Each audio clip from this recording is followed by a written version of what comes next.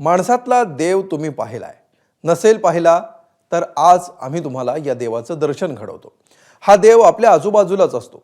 हा देव कुटुंबाला एक वेळ देणार नाही, पण लोकांच्या सेवेमध्ये तो नेहमी हजर असतो।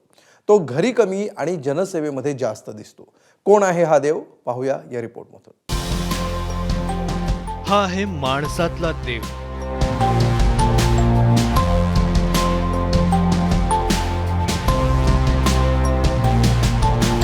निसर्गाच्या संकटात माणुसकीचं नातं जपणारा देव।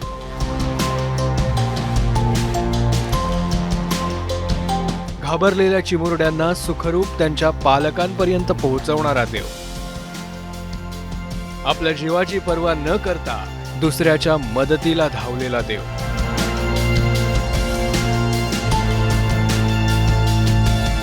या देव माणसाचं नाव आहे दीपक निकाळे। माटुंगा पोलीस ठाण्याचे हवालदार दीपक निकाळे नेहमीप्रमाणे आपलं काम करत होते।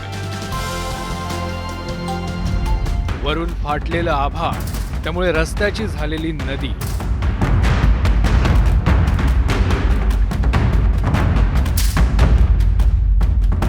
आणि या नदीमुळे झालेली वाहतूक कोंडी सोडवण्याचा त्यांचा प्रयत्न सुरू होता।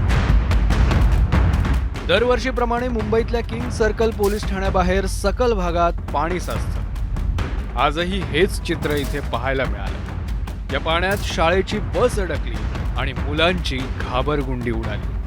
भेदरलेल्या मुलांना पाहून दीपक निकाळेंनी मदतीसाठी धाव घेतली आणि लहानग्यांना कडेवर उचलून त्यांच्या पालकांपर्यंत सुखरूप पोहोचवलं। तसं बघायला गेलं तर पोलिसांचं हे आद्य कर्तव्य आहे।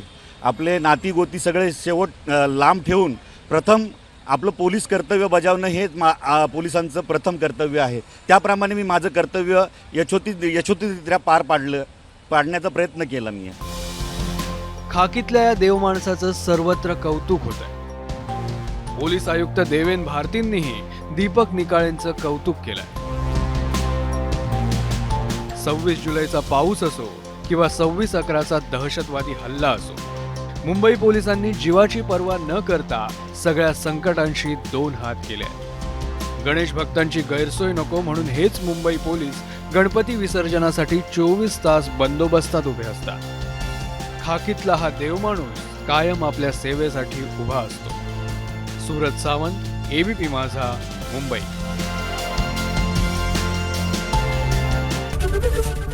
एबीपी माझा, उघडा डोळे बघा नीट।